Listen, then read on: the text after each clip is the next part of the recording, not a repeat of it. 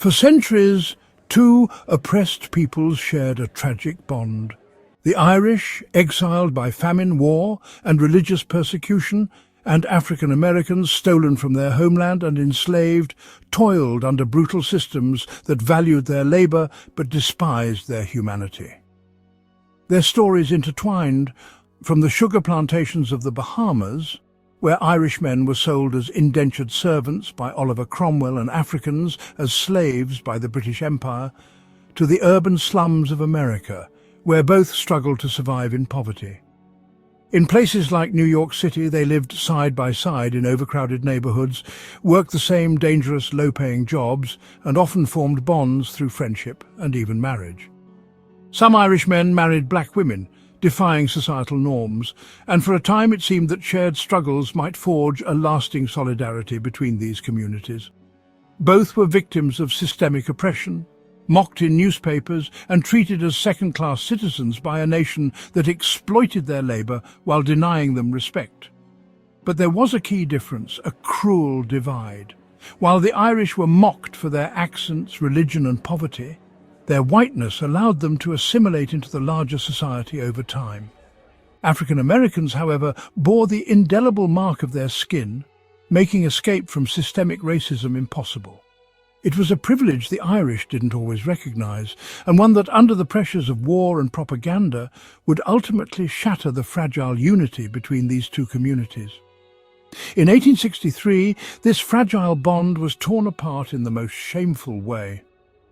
In New York City, Irish anger over the Civil War draft exploded into a violent riot, one that began as a protest but quickly turned into an assault on their black neighbors.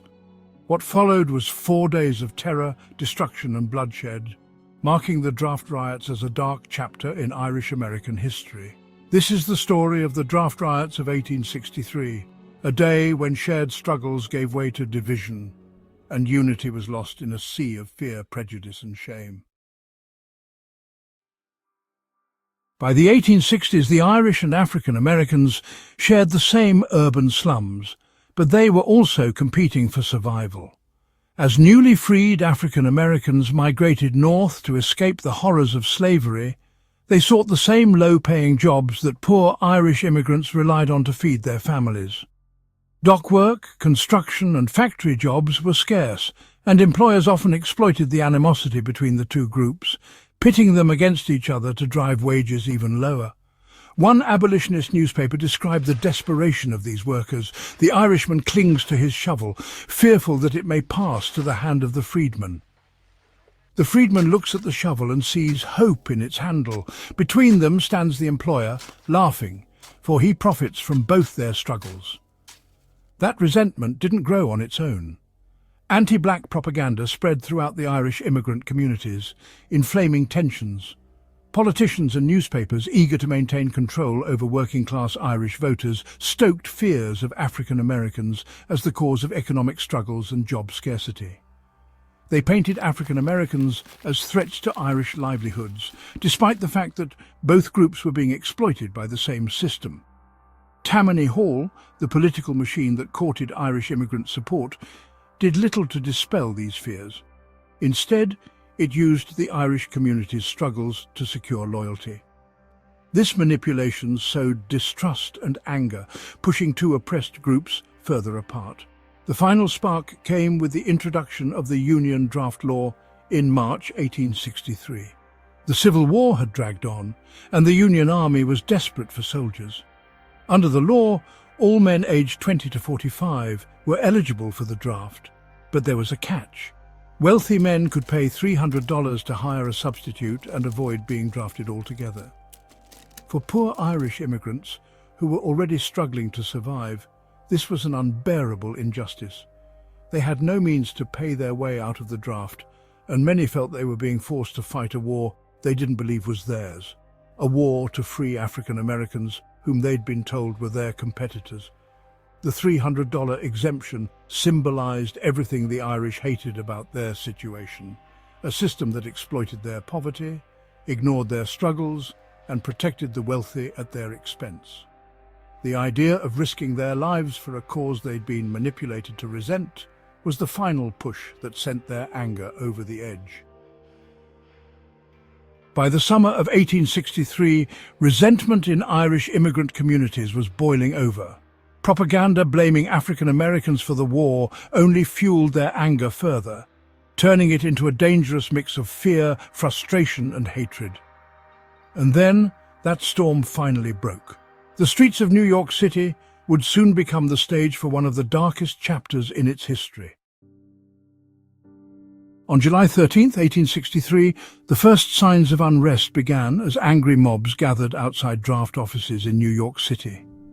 What started as a protest against the draft law quickly escalated into chaos. Thousands of Irish immigrants, mainly working-class men, stormed the streets, armed with bricks, clubs, and anything they could find. Fueled by desperation and manipulated rage, they attacked draft offices, burning them to the ground and destroying records. But the mob's anger didn't stop there. It soon turned toward their African American neighbors, whom they blamed for the war and their worsening economic struggles. The riots, which began as protests against injustice, descended into brutal racial violence. The mob, now numbering in the thousands, marched through the streets hunting African Americans. They dragged black men from their homes, businesses, and workplaces. Many were beaten to death in front of crowds, their bodies left in the streets as grim warnings.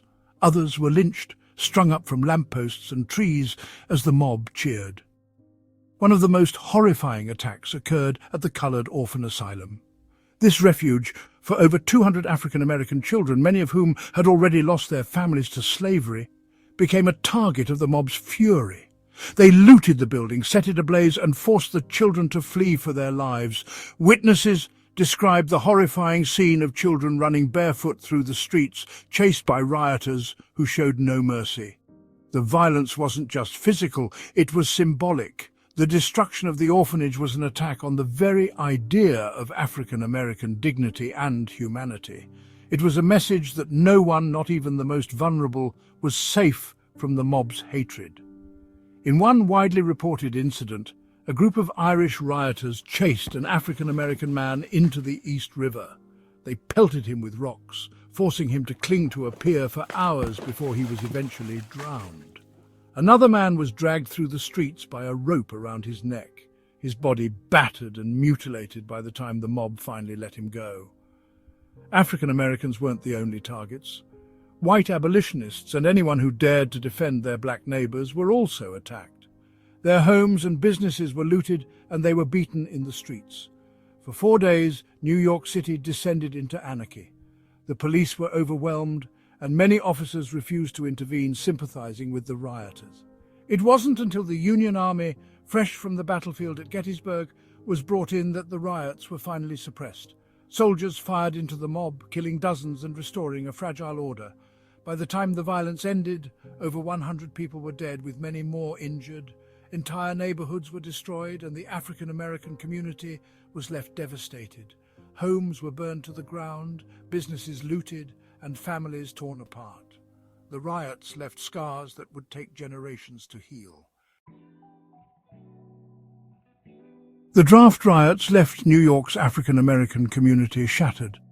Entire neighborhoods were emptied as black families fled the city, seeking safety from the hatred that had engulfed their homes. Those who stayed lived in constant fear, their livelihoods destroyed, and their trust in their neighbors betrayed. Businesses owned by African Americans were burned or looted, and homes that had been safe havens became sites of unimaginable terror. One of the most lasting impacts was the decimation of New York's African American population. Before the riots, over 12,000 African Americans lived in the city. Afterward, many fled permanently, with the population dropping by thousands in just a few years. The city that had once been a hub for free black communities now bore scars of fear and division that would take generations to heal. For the Irish community, the riots left a different legacy. While the mob's actions were widely condemned, the Irish eventually distanced themselves from the violence and began a slow process of assimilation into American society.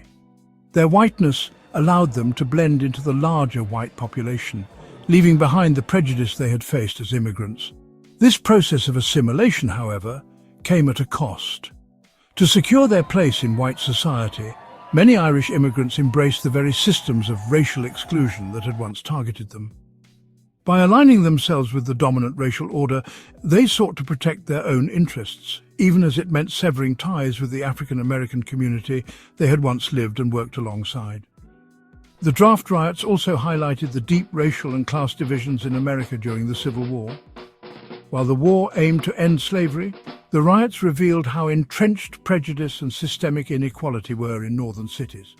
The fear and propaganda that fueled the riots didn't disappear after the violence ended. They persisted, shaping the relationships between immigrants, African Americans, and the larger society for generations.